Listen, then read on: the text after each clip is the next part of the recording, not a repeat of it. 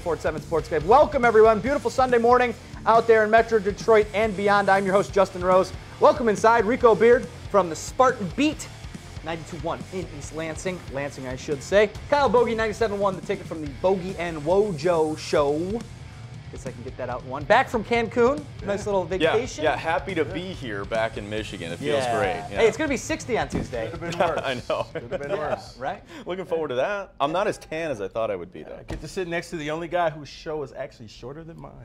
That's true. What are you working a That's week not by like? choice. An hour and 15 a 35-minute show. I get in at 4 o'clock every day. I'm watching games. I'm reading articles.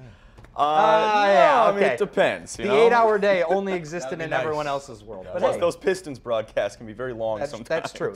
That's true. You go and interview the black seat tops? No, I don't. Okay. I've been told to strictly stay away from those things. Okay. Yeah, I don't want to get you in trouble. Absolutely, absolutely. All right, we've got lots to get to today on the Sports Cave.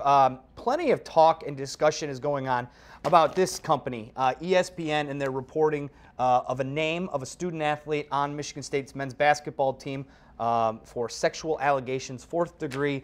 They published the young man's name. We will not do that today. We will not speak of the young man's name because, quite frankly, no charges have been brought up. And I want to go through some of the editorial guidelines for standards and practices. This is from ESPN. Now, there is being refuted by David Scott, who is the PR director of ESPN, saying that these are not the guidelines that they go by, except John Hewitt from WWJ has been in constant contact with ESPN, and he had a quote that basically said, these are just guidelines that we go by. So I'm going to pull up one of the biggest things that I found today when I was going through this. It's on your screen right there. Sexual assault charges.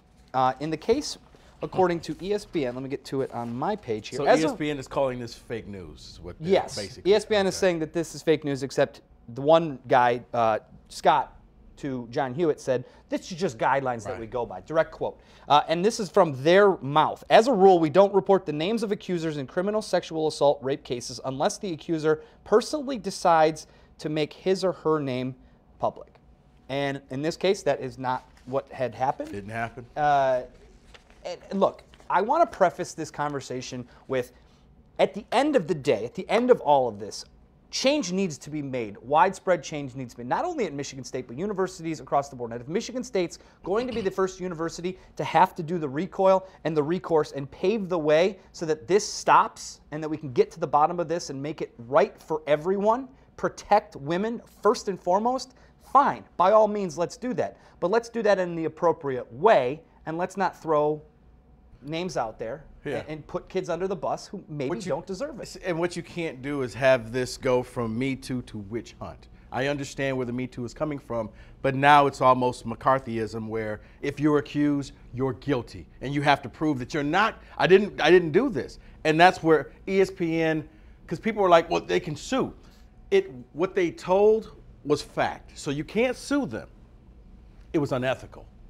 They should not have put that young man's name out there because he hasn't been charged. And it could be that Michigan State and Title IX go through and say, you know what?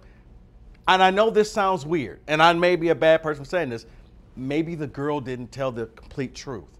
And maybe he didn't do what she said that he did, but you put his name out there. So now, let's face it, this kid probably will never play in the NBA. So when he goes on a job interview and they Google him, boom, boom, boom.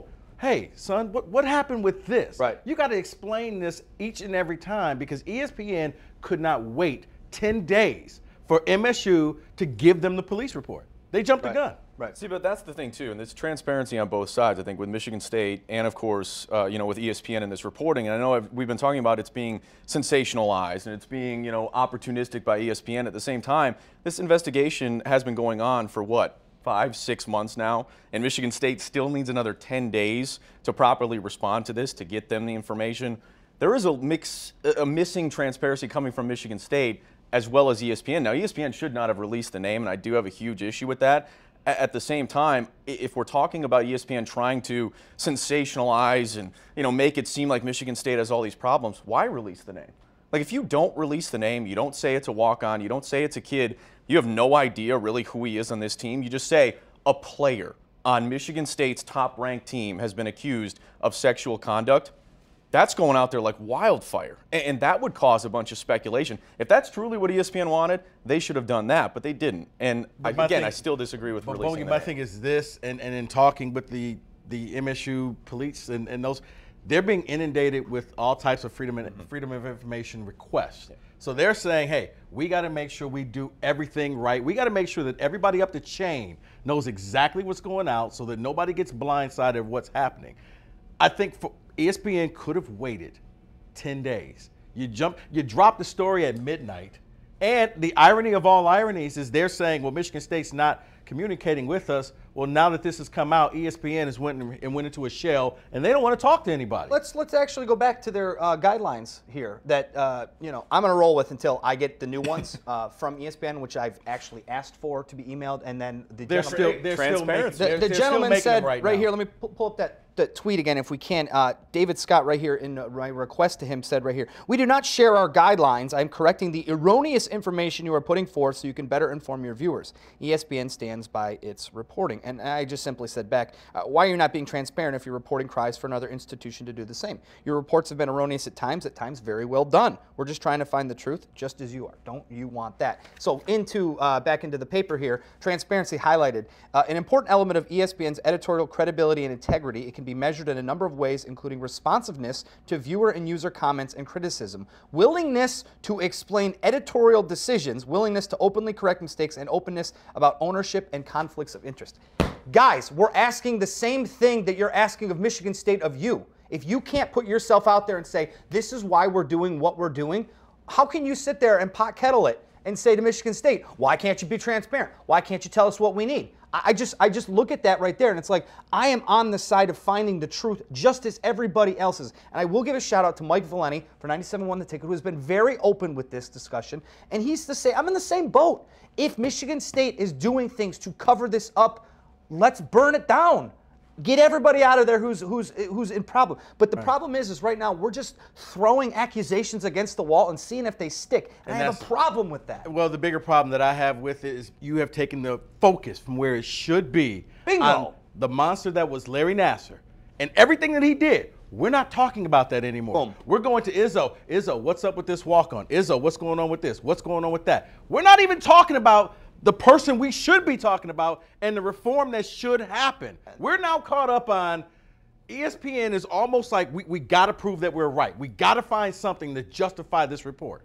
You put up the big Izzo, the big D'Antonio, and the little Larry Nassar on the graphic and then say, oh, well, that was just a graphic mistake. No, it wasn't. We all know. We've worked in the media. Did they admit that was a graphic mistake? No, because they're not saying anything. Doing anything. No, and I took a huge issue with that too. But I think, again, the original ESPN or outside the lines report, whatever you want to actually call it, to me, what they were trying to do was not connect the dots between Larry Nassar and Mark D'Antonio and Tom Izzo, even if it was portrayed in that way, because they were in the same documentary, same story, they were in the same images. Shot of Nassar, what they were trying to do was, D'Antonio. okay, in the athletic department, inside the university, is there a lack of the right people having the information, the right people reporting it to the right, areas of, people that need to have the information? That's the thing that I think they're trying to do. Are there more questions? Is there, more things maybe that they need to figure out? And clearly there are other things that are going on, but this isn't, I don't want to downplay fourth degree, sexual conduct, but this is not as big of a deal, I'm sorry, as some of the other things that are going on. It will be interesting to see, because I think the one thing that the public doesn't have right now, and maybe ESPN doesn't have right now, is the patience and the time that it's going to take. Because as Rico pointed out very, very astutely, look, these departments, these police departments, all these FOIA requests, that's not like somebody sitting at their computer twiddling their thumbs going, well, I don't have anything to do today. Right. This has to go through a lot of different channels and a lot of different levels for everybody to be on the same page, so that if a sergeant comes out or a captain comes out and starts talking, that it's not disconnected with what the department's doing, because that only makes it look like, oh, these guys don't know what they're doing. Right. It's going to take a little bit of time, so calm down. And let's just let the process play out. At the end of the day, those guilty will be found guilty. Unfortunately, Justin, it's two different court systems. Regular court of public opinion. Well, court of public opinion is 140 characters, and you have 5 minutes to either say you're innocent or guilty. No one cares if you actually did it. It's how you portray it. It's the word that I hate, the optics of it. Well, it looks bad. It looks like this. It's like, guys, I'm with you. I'm with everyone. If they've done something, then let's get rid of the people who failed you. And that's what they did. Right. As far as Larry Nassar, they failed. I mean, from across the board, right. People just let those young ladies down. If this goes on in the football or basketball program, the truth will eventually come out. And when that happens, you deal with it. But you cannot simply just throw out accusations and say, well, we think that this happened. Well, Travis Walton stole a bike, but we don't have proof of that. But he stole a bike. You're not giving me anything. You're rehashing old stuff. Give me something new to show that this is a problem, not that it was a problem that was handled already. On one hand, you say they're grasping because it's a walk-on, player at Michigan State, and again, I'm not going to use the name. But on the other hand, you wonder, is this it? Like, ESPN is all in. They are defending themselves. They are, just standing by the reporting. State. Absolutely. So which one's going to give? Because if ESPN's going to be this deep into it, there's got to be something else, right? Otherwise, they are going to look clueless. They are going to look like idiots. And Michigan State, obviously, will look the exact same way. I'm just wondering why they went silent all of a sudden. They went radio silent. Well, and that's which makes you think there might be something else, I think, is what they're trying to get at. I mean, but give it to us. Exactly. Yes. And that's the part of again, if there's any culpability in Michigan State's athletic department, let's find out about it and let's clean the house. That's what's going to have to happen here. Not trying to. That's the problem with talking about this. Everyone thinks there's some sort of defense of, well, they could never have done anything wrong. Guys, I worked in Pittsburgh when Joe Paterno went through that whole thing, and I saw firsthand people defending him. I won't do that. I won't sit here and defend Michigan State. Justin, here's the problem. Here's the problem. My professor was a Penn State grad. What people are going to say is, we went to Michigan State, we're defending the program. We're both sitting here saying, if somebody did something wrong, then let's put a flashlight on it and let's expose it. Right. But either if you defend something or if you say something against the norms of society, you're defending a program. You're a Joe bot. Yeah. Well, and that's where I think the point that I really want to strike home with everybody is that this process will play itself out, and we will get to the bottom of this. I appreciate ESPN and other entities going out and trying to find the truth, including us here at WXYZ. And I know you guys are trying to do the same thing in your own outfits as well. So keep doing it. Let's find the truth, and let's get to the bottom of this thing in time.